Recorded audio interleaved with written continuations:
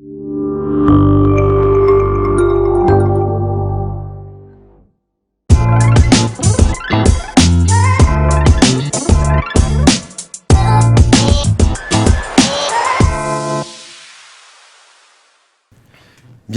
Souaine Haili. Merci. Merci à vous d'avoir accepté notre invitation au débat et d'être avec nous aujourd'hui sur le débat 100% éco. Je rappelle que vous êtes directeur de publication à Média 24 et un journaliste spécialisé dans tout ce qui est finance et économie, à la fois macro et micro. Donc aujourd'hui, on va, j'allais dire au menu, l'appareillage économique qui peine à décoller, donc avoir votre analyse un petit peu sur la conjoncture économique. On débattra ensuite du spectre de l'endettement qui inquiète les experts en finances publiques, mais pas seulement. Et ensuite, on ira dans un troisième temps se connecter du côté de l'opérateur télécom historique, après que l'État ait exprimé sa volonté de céder 8% de ses participations dans le capital. Mais on va tout de suite démarrer, Souaine Haili, par la conjoncture, votre lecture de la conjoncture. Vous écrivez souvent sur le site Média 24 qui suit de très près les dynamiques économiques, en tout cas tout ce qui se passe au niveau de la sphère économique de notre pays. Quelle est votre première lecture ? Le premier mot avec lequel on peut qualifier la situation, c'est le ralentissement, c'est l'atonie. Donc on a une économie qui croît faiblement, 3% en 2018, un peu moins selon les prévisions de 2019. Un ralentissement qui est dû à une lente transformation de l'économie marocaine, une économie qui est toujours dépendante des aléas climatiques. C'est-à-dire quoi qu'on dise. De la non-transformation de l'économie ? Non, de la lente. De la lente. Non, pour vous, ce n'est pas une non-transformation, c'est la lenteur de la transformation. C'est une très lente transformation. Donc, sur le plan agricole, on a un secteur qui dépend toujours des aléas climatiques, malgré les avancées du plan Maroc Vert. Dans le secteur non agricole, on a une lente transformation. Pourquoi on n'avance pas plus vite ? Partout dans le monde, aujourd'hui, les économies, les décideurs, les gouvernements, les pouvoirs publics s'activent. C'est un tout. Pour appréhender le changement, la transformation et pas faire que constater, comme l'a fait tout récemment le ministre de tutelle en charge de l'économie numérique, en constatant les modifications de mode de consommation des Marocaines et des Marocains sur Internet. Pourquoi on n'y arrive pas ? Pourquoi on n'anticipe pas la transformation ? Pourquoi on n'est pas acteur de la transformation ? C'est très complexe. Même le gouverneur de Banque el Maghrib, une fois, n'a pas réussi à expliquer pourquoi la mayonnaise ne prend pas. Il y a un ralentissement, tous les acteurs sont là, prononcent le même discours, mais la mayonnaise ne prend pas. Il faut que tous les acteurs se mobilisent, public, privé, il faut qu'il y ait des stratégies pertinentes qui soient rapidement appliquées. Pour vous, c'est un problème d'homme ou c'est un problème de politique publique ? C'est les deux. C'est un problème de leadership pour actionner les leviers, pour prendre les... Oui, c'est d'abord ça. Donc on a un déficit de leadership aujourd'hui pour Exactement, vous. Il y a un manque de confiance, il y a un attentisme parce qu'il y a justement ce problème de leadership, notamment politique. Est-ce que pour vous, Souaine Haili, il y a aussi le fait d'avoir peur d'agir ? Parce que tous les mots, vous avez commencé par ça d'ailleurs, MAUX sont identifiés, vous les connaissez vous parfaitement, on a des rapports qui ont été faits par les organisations internationales mais également par les organisations nationales sur ce qu'il faudrait faire et ce qui empêche ce qui enraye un petit peu la machine économique, mais on n'agit pas, ou très peu. Pour prendre l'exemple, en dehors des assises de la fiscalité, on attend la réforme, cette fameuse réforme fiscale, on va y revenir, mais il y a le marché du travail, le code du travail n'a pas été dépoussiéré depuis 15 ans, alors on sait très bien que ça peut être un levier. Voilà. Bien sûr. Il y a beaucoup de choses. Pourquoi on n'agit pas là ? Est-ce que c'est parce qu'on a peur d'agir, peur de faire, peur de mal faire ? Oui, un peu de tout. Il y a d'abord le secteur public qui doit mener un petit peu le jeu. On constate que toutes les réformes avancent très lentement. Il y a le temps de l'administration. C'est-à-dire le temps politique et le temps économique. Voilà. Le temps de l'administration n'est pas le même que le temps de l'entreprise. On veut un État performant. Pour ça, il faut qu'il fonctionne comme une entreprise, avec des délais, avec un business plan, avec une stratégie. Avec une masse salariale qui soit mobilisée, avec un capital humain qui soit mobilisé, sachant qu'il est bien payé, notamment, en tous les cas, par rapport au privé et par rapport aux moyens du pays. Donc, on a une économie qui avance à 2 vitesses. Et en fin de compte... Mais on sait que l'État, l'avenir en tout cas, c'est pas le modèle où l'État est premier entrepreneur et premier investisseur. C'est vrai qu'on va sur un système un peu libéral.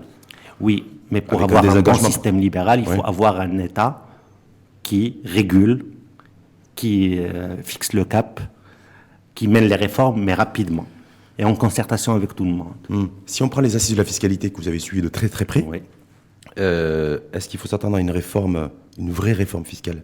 Et une réforme fiscale qui soit en capacité de pouvoir répondre et d'apporter des solutions aux maux MAUX de notre économie?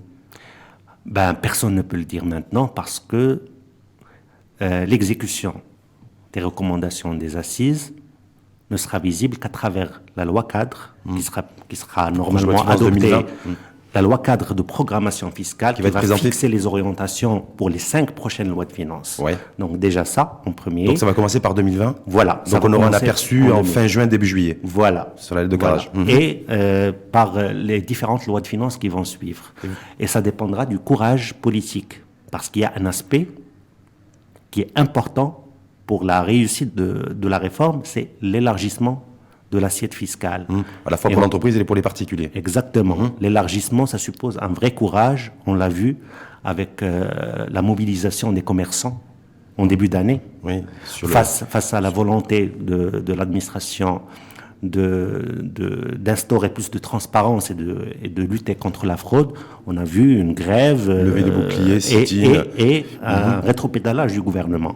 Donc, il faudrait attendre et voir s'il y aura le courage politique nécessaire pour mener cet élargissement de l'assiette qui va réduire la pression fiscale et qui sera un signal positif pour un redémarrage économique. Mais par rapport à ça, est-ce que vous considérez que Mohamed Benchaboun va être sous les feux des projecteurs et qu'il va falloir nécessairement que lui, même s'il est rattaché à une formation politique, qu'il mette de côté l'étiquette politique et qu'il fasse le job? Est-ce que c'est ça qui va être déterminant? Oui, il a un grand rôle à jouer, mais je pense que c'est tout le gouvernement. L'ensemble du gouvernement. Parce qu'une loi de programmation fiscale, même si elle est élaborée par le ministère des Finances, elle ne peut passer que si elle est adoptée par tout le gouvernement. Ce qu'on a eu comme information, c'est peut-être un IS qui pourrait être réduit.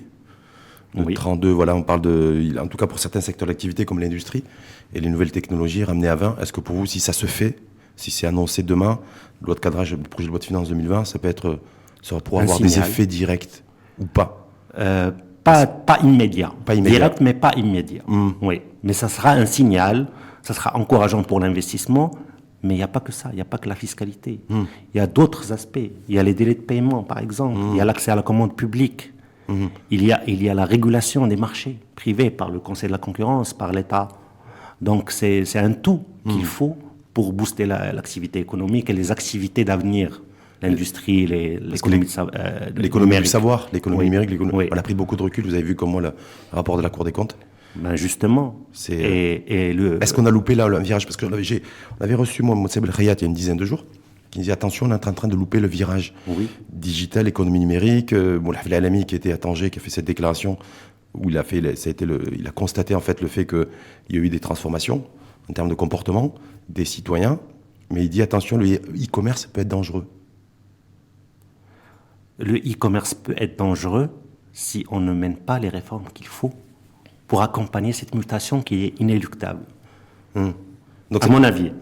Parce que là, est-ce qu'on n'est pas en train de louper aussi un levier de croissance justement. Économique? Parce que depuis le rapport de la Cour des comptes, on dit que depuis 2013, Maroc numérique n'a pas bougé. Ça a été le statu quo. Écoutez, il y a beaucoup de stratégies. Il y a Maroc numérique, il y a actuellement une agence de développement digital dont on attend la stratégie. Mais vous savez, la lenteur, ça a pénalisé l'économie marocaine. Et quand il s'agit de transformation digitale, on ne peut pas tolérer une lenteur pareille. Donc il faut vraiment aller vite. Parce qu'en fait, c'est le terme transformation qui nous fait peur. Tout ce qui dit transformation dit changement. Donc ça fait peur qu'on soit décideur ou pas. Il faut qu'on se mette à l'esprit qu'au lieu de subir les transformations, il faut les mener. Avant de passer au deuxième axe, sur la dépense publique aussi, parce que la dépense publique, c'est quelque chose qui plombe aussi, en tout cas, qui a un poids sur le budget de l'État, parce que très souvent on parle de la masse salariale, mais c'est la dépense publique dans son ensemble, sur des niveaux de 40-42% du PIB. Est-ce que, là aussi, on a décidé de continuer à ne pas toucher? Elle est en augmentation avec une petite croissance aussi de 2-3 points par an. Est-ce que là, c'est quelque chose aussi, selon vous, sur lequel il va falloir un jour agir? C'est difficile. Les dépenses publiques, notamment de fonctionnement, parce que les dépenses d'investissement, c'est un peu salutaire pour l'économie, surtout vu les besoins. Mais les dépenses de fonctionnement sont incompressibles. Et vous venez de voir les résultats du dialogue social. Ouais. On a accordé des augmentations aux fonctionnaires. Donc la masse salariale de la fonction publique va encore augmenter. Est-ce que l'État peut se le permettre dans une Non. dynamique aujourd'hui, une perspective de relance de notre économie? Écoutez, augmenter les salaires, c'est bien pour la consommation, mais en termes de finances publiques, c'est très difficile parce qu'on a une loi de finances, on a un budget qui est très difficile. Budget qui bouge pas d'ailleurs, qui stagne. Qui est déficitaire, Ouais. surtout, qui est déficitaire et le déficit dépasse un petit peu les niveaux ciblés par le gouvernement, qui est de 3% à moyen terme. Là, il va on les est laisser loin des filer. 3%. Il va les laisser filer apparemment à Oui, 3,5, on 3,7% le laisse du PIB. filer et on recourt aux privatisations pour l'atténuer. D'ailleurs, on va aussi parler des privatisations, mais là, aujourd'hui, selon vous, on est à un niveau de déficit budgétaire de 22 milliards de dirhams aujourd'hui, au moment où on parle. Officiellement, ces chiffres qui circulent. C'est pas le déficit annuel. Le déficit annuel, il est aux alentours de 40 milliards de dirhams. De 40 milliards. Oui. On finit toujours l'année avec Avec un manque plus à de gagner. 40. On est toujours entre 60-70 milliards de dirhams de déficit. Non, c'est plutôt 40 milliards de dirhams Oui. qu'on emprunte. Qu'on emprunte. Qu'on emprunte. Et là, est-ce que c'est un modèle qui est viable aussi? De se dire tous les ans, je suis à moins 40 ou moins 50? Ça dépend. Si le moins 40 va à l'investissement, si on emprunte pour investir, et s'il y a un retour à l'investissement, c'est pas méchant. Et ça dépend aussi auprès de qui on emprunte. Donc tout dépend du rendement de la dépense publique. C'est-à-dire que vous avez une vision Si on un petit peu emprunte de pour, rentabilité de Voilà, si on emprunte pour payer les salaires, c'est pas bon. Pour payer les salaires des fonctionnaires, je Et là, veux dire. ce qu'on fait jusqu'à présent, c'est... Écoutez, le solde ordinaire de l'État, le résultat d'exploitation de l'État est un peu équilibré, si ce n'est légèrement déficitaire. Mais en fin de compte, quand on a une masse salariale qui représente la moitié des dépenses de fonctionnement, presque la moitié des recettes fiscales, c'est quand même inquiétant. C'est pas dans les moyens de l'État. Pour faire parler en chiffres, on est à peu près sur 220 milliards, 230 Sur- milliards de dirhams sur de recettes 120 fiscales milliards de dirhams. et 120 milliards de dirhams Voilà. de masse salariale. De masse salariale. Alors, l'autre levier, c'est les recettes fiscales, justement. Or, on a du mal à les faire bouger. On a une croissance qui ne produit pas assez de rendement fiscal. Donc en fait, il faut retrouver nécessairement, dénominateur commun, il faut nécessairement retrouver le chemin de la croissance, de la productivité, Voilà. pour éviter et pour faire la transition. Vu que les dépenses publiques sont incompressibles, il faut agir sur le levier des recettes. Des recettes. Mais la dépense fiscale, elle n'est pas incompressible, là. La dépense fiscale, justement, il y a un grand débat, notamment dans le cadre des assises de la fiscalité, Oui. et l'objectif est de revoir toutes les dépenses qui tournent aux alentours de 40 milliards de dirhams. Les 30 milliards de dirhams, 40 milliards de dirhams Oui, qui oui. sont attribués, enfin, en tout cas par l'État sous forme d'exonération, d'incitation fiscale, Oui. doit être revu. Revues. On parle aujourd'hui, il est de revoir éventuellement, l'État souhaiterait peut-être revoir les exonérations fiscales attribuées au secteur de l'immobilier. Est-ce que pour vous, ça peut être une option, une solution ou pas, l'État qui décide de raboter un petit peu la dépense fiscale en retirant celle attribuée au Moi, je pense que secteur ce de n'est pas l'immobilier? une bonne idée de retirer, mais de revoir. Il faut revoir. Enfin, retirer, mais pas supprimer. C'est Voilà. transformer. C'est transformer. C'est-à-dire en transformation, ce qui... Parce que ce qui subvention. a été fait pour le secteur immobilier sur les 20 dernières années, quoi qu'on dise, il a produit des effets. Quand même, il y a eu des centaines de milliers de logements qui ont été construits et qui ont été acquis par des millions de ménages. Mais la stratégie aujourd'hui arrive à son terme. Donc là, on se retrouve avec des promoteurs immobiliers qui ont du mal à écouler leur stock. Donc accorder des avantages fiscaux pour construire des logements qu'on ne peut pas vendre, c'est pas pertinent. Donc ce qu'il faut aujourd'hui, c'est de revoir les avantages fiscaux en fonction des besoins. De l'efficacité fiscale. Des besoins du marché de l'immobilier. Parce que l'immobilier, il ne faut pas oublier que c'est une locomotive de l'économie. Et l'une des raisons du ralentissement, c'est le ralentissement du BTP, dont l'immobilier fait partie. Donc il faut revoir dans le sens de poursuivre la dynamique. Est-ce que vous trouvez que c'est une fausse bonne idée ou une bonne idée tout court, le fait que l'État envisagerait de transformer les incitations fiscales exonérations attribuées au secteur de l'immobilier en le transformant en subvention publique, avec versement direct aux populations cibles. Est-ce que ça, c'est faisable ou pas? Tout est faisable. Parce que c'est ce qui se dit dans les couloirs du ministère de l'économie et des finances. C'est-à-dire, voilà, même si on retire l'exonération fiscale pour le secteur de l'immobilier, en fait, elle va être transformée sous forme de subvention versée aux populations qui ciblent les futurs acquéreurs. Ben, tout est faisable. Non, on a le choix au sein du gouvernement, soit d'accorder des subventions, soit d'accorder des incitations fiscales. Peut-être que la gestion des incitations fiscales et la mesure de leur pertinence est difficile. C'est pour ça qu'on préfère accorder des subventions. C'est l'orientation affichée même en ce qui concerne la compensation des prix des produits de première nécessité. On préfère donner aux ménages directement que de compenser à la source auprès des industriels. Sauf que ça aussi, c'est pas forcément évident, parce qu'il y a aussi, il y a un risque aussi de corruption, il y a beaucoup de choses de clientélisme, normalement, voilà. Oui, justement, mais normalement, il y a un projet ambitieux de traçabilité, de mise en place d'un système... Avec le registre, là, du registre, unique. Exactement, du registre qui va permettre d'un petit peu de ratisser large, d'avoir des informations sur l'ensemble de la population, le tout informatisé justement pour éviter ces risques de corruption. Voilà, c'est ce qui est prévu, ce qui est dans les tuyaux. On passe à l'endettement, justement, parce qu'on parlait d'emprunt, d'endettement. Voilà, situation budgétaire et finances publiques difficiles, compliquées, une croissance qui n'est pas encore au rendez-vous. Du coup, j'ai envie de dire, par voie de conséquence, on a recours à l'emprunt. Exactement. Et avec les déficits budgétaires qui s'accumulent d'année en année, on a l'endettement public du Trésor et des entreprises publiques qui augmente.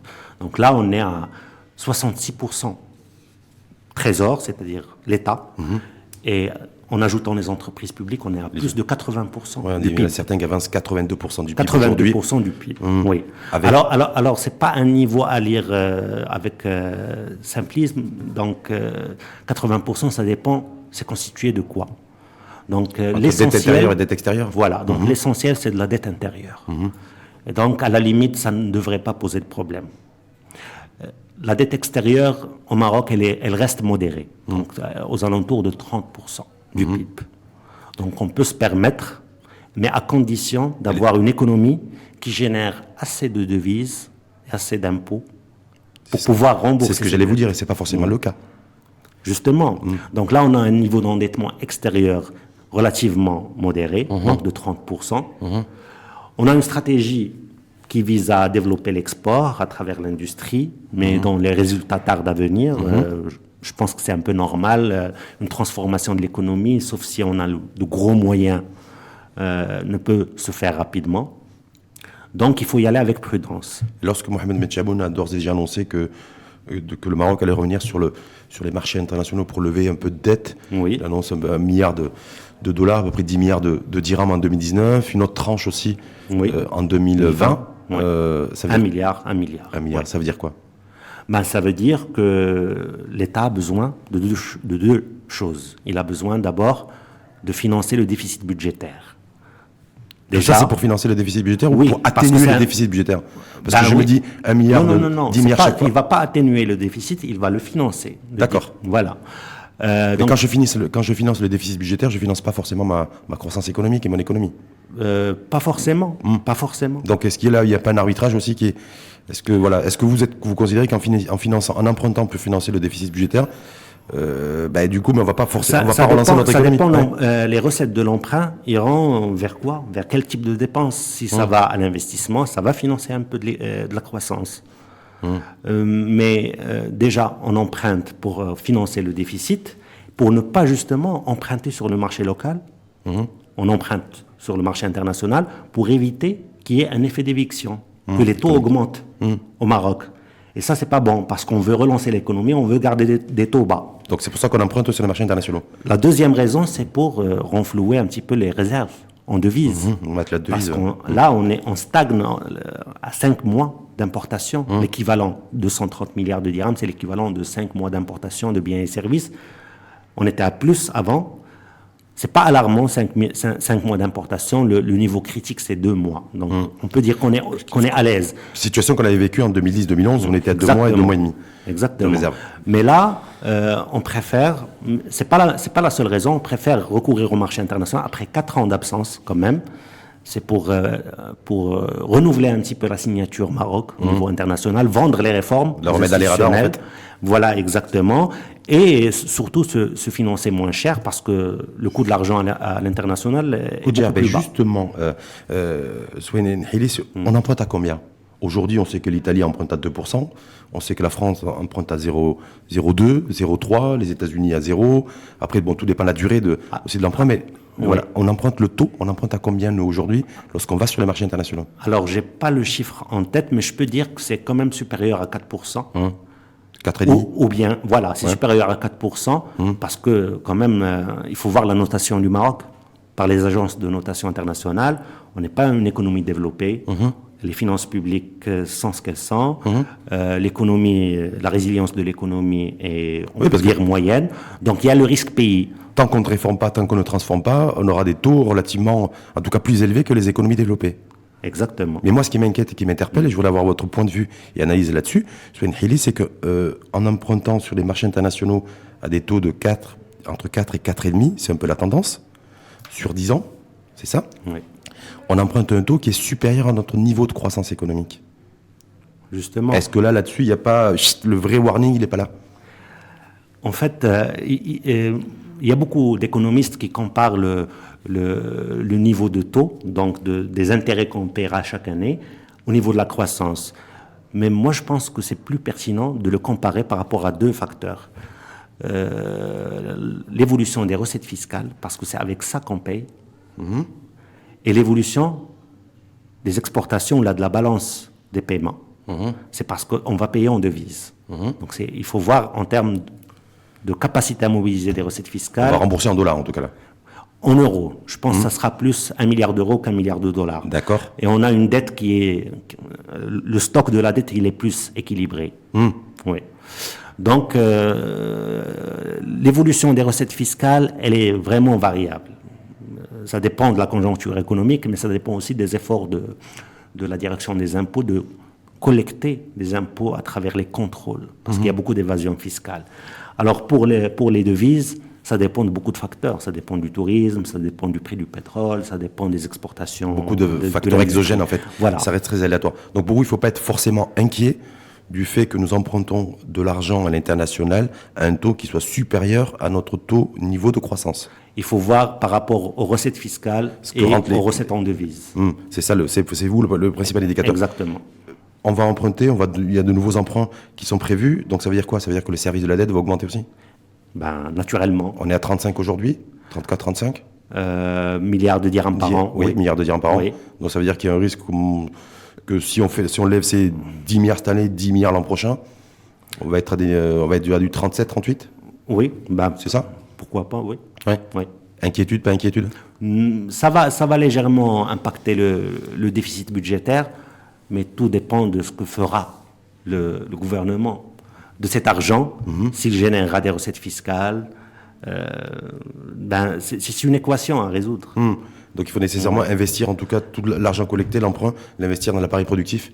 Exactement. Créer de la richesse au travers de l'investissement public essentiellement. Exactement. Ou des soutiens avantages pour le secteur privé en matière d'investissement.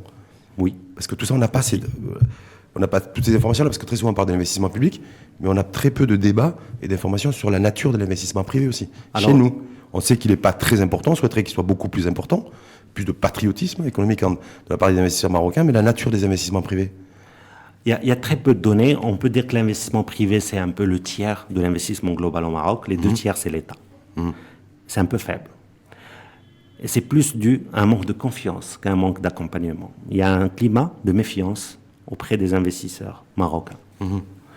On le voit dans les secteurs émergents comme l'automobile, l'aéronautique et tout ça, c'est surtout l'investissement étranger qui arrive au Maroc avec tous les risques que ça comporte. Et l'investissement privé, notamment dans les activités génératrices d'emplois de qualité et de croissance, sont très faibles. Les investisseurs marocains sont prudents, n'investissent pas dans l'industrie. Je parle suffisamment, bien sûr. Donc, c'est des investissements opportunistes. C'est quelque chose d'anormal. On est toujours dans le watch-out. Oui. Ce qui a été fait dans le secteur de l'immobilier pendant très longtemps, par exemple. essentiellement. On va aller. Donc, tout ça aussi, c'est cas emprunt, endettement, avec ses avantages et ses inconvénients que vous avez parfaitement déclinés et analysés. Et on finir sur l'annonce faite, que vous avez, vous, révélée d'ailleurs, Média 24, sur le fait que l'État souhaiterait se désengager à hauteur de 8% de ses participations dans le capital de Maroc Télécom, l'opérateur historique. Oui. Est-ce que là, du coup, c'est aussi pour, comme un peu lever de la dette sur les marchés internationaux, c'est aussi pour enflouer les caisses de l'État et financer le déficit budgétaire? Oui. Ou c'est directement ça? Principalement ça, oui. Parce qu'on aura un déficit d'au moins 3,7%, si ce n'est 4%. Du PIB. Du PIB. En 2019. On est sur ces niveaux-là depuis plusieurs années. On était sur du 4, oui, 4, 2. Même ça augmente, ça augmente. Donc, selon Banque du Maghreb, on dépassera 4%. Le gouvernement espère faire 3,7% hors privatisation. Parce qu'on aura dépensé plus. Oui, parce qu'il y a l'orientation sociale du budget, il y a les augmentations de salaire, il y a les investissements, et il y a les recettes fiscales qui n'avancent pas. Donc, c'est pour ça qu'on va privatiser pour compenser une partie du déficit. Au lieu d'être à 3,7, on va être à 3,3. Donc, un niveau proche de la cible qui est de 3% du PIB. Donc, on va privatiser. Le gouvernement l'a annoncé dès le départ. Avant même dans les débats lors de la loi de finances 2019, il a annoncé 5 milliards pour le budget. Donc, ça veut dire 10 milliards en tout parce que la moitié va au fonds Hassan II. Ouais. Donc, 10 milliards de privatisation. De recettes de privatisation attendues. En 2019. Ouais. Et donc, les 8% de capital de Maroc Télécom correspondent plus ou moins aux 10 milliards. Oui, c'est à peu près 9,7, je crois. Ça dépend du prix. Parce que là, on vient d'annoncer un prix pour les investisseurs institutionnels qui est de 127 dirhams. L'action, ce qui va générer à peu près 6 milliards et quelques. Donc, ça, on ne sait pas encore quelle est l'évaluation qui a été faite de Maroc Télécom. Parce qu'on ne sait pas à quelle date ça va être fait aussi. On parle de juillet, on parle de septembre. Non. Pour les institutionnels, ça sera fait avant fin juin. Avant fin juin. Donc, d'ici la fin du mois. D'ici la fin du mois. Pour les institutionnels. Pour les institutionnels, le gros paquet. Donc, à 127 dirhams l'action. Voilà. Donc, ça ferait un volume de 6 milliards. À peu près, oui. Mais pour vous, là, par rapport à cette opération qui commence par Maroc Télécom de privatisation, parce qu'il y a aussi l'hôtel Mamounia, il y a aussi la centrale thermique de Saad-Dart qui avait été aussi annoncée. Il y a toute une équipe aussi qui a été constituée justement pour travailler sur ce sujet-là. Oui. Pour ça, et je crois savoir aussi pour remettre un peu à niveau ce qui pourrait être privatisable dans les prochains mois ou les prochaines années. Oui. Mais le fait de commencer par Maroc Télécom, c'est quoi le message ? Parce qu'il y a un message à décrypter. Vous savez, les journalistes ont toujours des petits poils à gratter. Donc ce que je vois, c'est que commencer par Maroc Télécom, c'était plus simple, parce que c'est une entreprise qui a déjà été privatisée en 2004, en 2001 plutôt. 2004, c'était l'introduction en bourse, qui est déjà cotée, qui a une valeur plus ou moins facile à déterminer, et qui, dans une petite partie du capital, peut rapporter gros. Donc c'est plus facile que de vendre plusieurs entreprises en une seule année, qui ne sont pas forcément structurées. C'était le produit d'appel, entre guillemets, idéal. Voilà. Pour lancer la campagne, en tout cas l'opération de privatisation. Exactement, c'était pour répondre aux besoins immédiats, qui est de générer des recettes pour le budget de l'État. Maintenant, il y a un autre volet qui est revoir un petit peu la politique de l'État en matière de gestion du portefeuille public, des participations publiques. Donc les entreprises publiques, c'est plus de 300 participations. C'est énorme. C'est pas forcément géré d'une manière optimale, comme une holding qui gère ses filiales. Il y a les participations directes et les participations indirectes. Indirectes. Parce que quand je faisais référence à l'hôtel Mamounia, c'est une filiale d'une entreprise publique. Exactement. En l'occurrence, l'ONCF. Oui. Là aussi, qui fait partie de l'agenda aussi en matière de privatisation. Justement, oui. Dans ce cas précis, est-ce que c'est l'État qui encaisse directement ou est-ce que c'est l'entreprise publique qui encaisse? Ce n'est pas encore clair. On n'a pas d'informations. Normalement, logiquement, selon la loi, l'ONCF c'est une SA, c'est une société anonyme. Si elle vend son patrimoine, qui a besoin de sous, oui, qui a besoin de sous, qui est trop endetté, qui a levé un emprunt il n'y a pas très longtemps, oui, et qui voilà. Donc je me dis, est-ce que normalement l'argent doit aller d'abord à l'ONCF et ensuite remonter à l'État selon différentes manières. Ça sera au choix, soit un versement direct, soit renoncer à une subvention. Par exemple, au lieu que l'État mette de l'argent dans l'ONCF, ben, elle mettra moins d'argent après la session. Ils feront une espèce de déduction, dire exactement. Voilà. Et ça dépend, mais le montage n'est pas encore clair, même auprès des autorités publiques. C'est-à-dire aujourd'hui même sur les bureaux, sur le bureau de l'argentier du pays. C'est pas encore clair. C'est pas encore clair. Oui. Et pour la centrale thermique. C'est la même chose. C'est aussi le même montage financier. C'est l'ONE qui est le tutrice. Hein. Exactement, qui est la maison mère, qui est endettée aussi, qui va signer un contrat programme avec l'État. Oui, je sais que c'est en cours là-dedans. Donc un contrat programme, ça suppose des engagements financiers de part et d'autre, l'ONE et l'État. Donc on ne sait pas quelle sera l'issue de cette recette. Mais de toutes les façons, la centrale thermique ou l'hôtel La Mamounia, c'est des petits montants, c'est pas énorme. C'est pas comme Maroc Télécom. Donc il faut pas que ça concentre un petit peu l'attention. C'est juste 2 entreprises qui ont été ajoutées à la liste des entreprises privatisables. Mais ça veut dire quoi? Ça veut dire qu'est-ce que selon vous, je sais que vous n'êtes pas devin, mais ça me demande, pour vous, est-ce que c'est le début du commencement de quelque chose aujourd'hui qui va avoir un impact aussi sur notre modèle global et notre modèle économique, avec peut-être d'autres formes de privatisation? C'est-à-dire que là, c'est que le début du commencement. Ça a démarré il y a très longtemps. Après, il y a eu une période de suspension. Là, il y a une volonté de revoir un petit peu la stratégie de l'État en matière de gestion du portefeuille public. Ce que vous disiez tout à l'heure. Alors, la gestion du portefeuille public, c'est dans quel sens? On a un portefeuille, il faut le gérer d'une manière optimale, c'est-à-dire accompagner les secteurs qui sont en cours de développement, se désengager des secteurs matures, gérer le portefeuille d'une manière dynamique, c'est-à-dire ne pas avoir des participations statiques pendant des années. Donc il y a une stratégie qui est menée par la direction des entreprises publiques, mais là encore, ça avance très lentement. Et donc la relance du processus des privatisations, normalement, fait partie de cette stratégie de révision de la stratégie. Ce qu'on disait en début d'émission, en début de débat, à partir du moment où l'État a de plus en plus de contraintes budgétaires, c'est de plus en plus difficile, il y a une économie à financer, on dit qu'il y a un besoin de 100 milliards de dirhams chaque année pour financer notre économie nationale. Est-ce qu'on ne va pas progressivement vers un désengagement contraint et forcé aussi de l'État, de la sphère économique? Il y a des arbitrages à faire, parce que n'oubliez pas que les entreprises publiques génèrent aussi des dividendes pour l'État.